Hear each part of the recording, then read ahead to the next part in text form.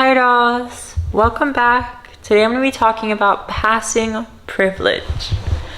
Okay, so if you're new to the channel, I am 22, my name is Kylie, and I'm a trans girl. And I talk about a lot of stuff, but especially trans topics. So first off, what is passing?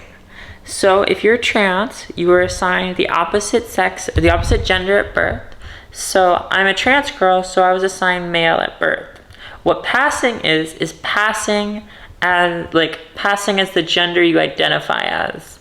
So for trans women, it's passing as female, like where if someone saw them, they would assume they were female at birth. And for trans men, vice versa. So passing privilege. First off, am I qualified to talk about this?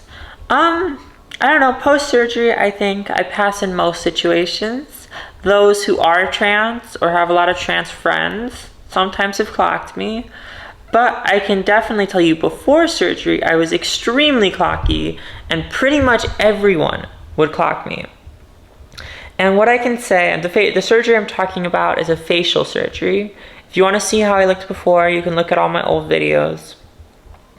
But what I'll say is pre-facial feminization, I wasn't always treated nicely. Like sometimes I wasn't treated horribly, but there would be times there was one time I remember I went to a club because I knew someone who had a table. And when I got there, every single girl and everyone there left the table. And every time I circled back, they would all leave, just silently walk away. Or, people would just give me little stinky faces or really examine me. A lot of guys weren't very nice. A lot of women would kind of just ignore me and treat me like a boy. It really hurt, It really hurt. Guys wouldn't pay for my drinks when I went out. My dates wouldn't go anywhere. They wouldn't want to see me again. It was sad. And it actually really affected my mental health and made me really sad. And now post-surgery, post-facial surgery, what I've noticed is everyone has been really nice to me. Other women have been super kind and friendly and sweet. Men are flirting with me way more. They always want to see me again. They want to do more with me. It's obnoxious. And I don't know, going into clubs, it's easier for me to just get in for free and skip the lines and all that. And it's just I don't know. I love that I am finally being treated right, but I hate that that's how this world works. That things are so superficial and just based on stuff like that. I also had some body surgeries where I had my boobs done, my ribs, a little BBL, and I think absolutely part of me being treated better is that my body is prettier now. But the whole thing is just kind of it gives me perspective. What I'll say is with a lot of men who I go out with or meet, I just don't give them the light of day. Because, they literally just think with their eyes and their eggplants. It's not it.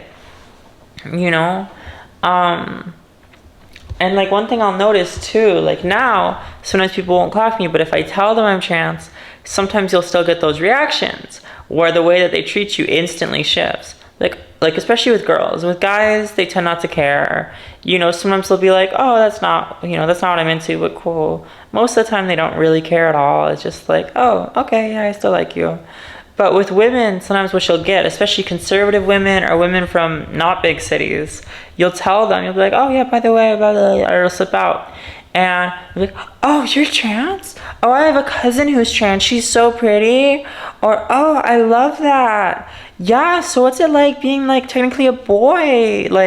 Weird, silly shit. The intention's not mean, but it'll just be weird. It'll be telling someone you have a tail, they don't hate you for it, but it's oh, so you're this strange creature, so that's been interesting. I will say I've been more accepted into social situations. I've been able to go to more parties, enjoy myself more. I'm very, very, very grateful for this. I think now that I'm passing more, my dysphoria, I had expected it to completely go away, but now I still have, now like the dysphoria for areas that I didn't used to really like care about has grown. It's kind of like the dysphoria that I have didn't disappear, it just went to different places.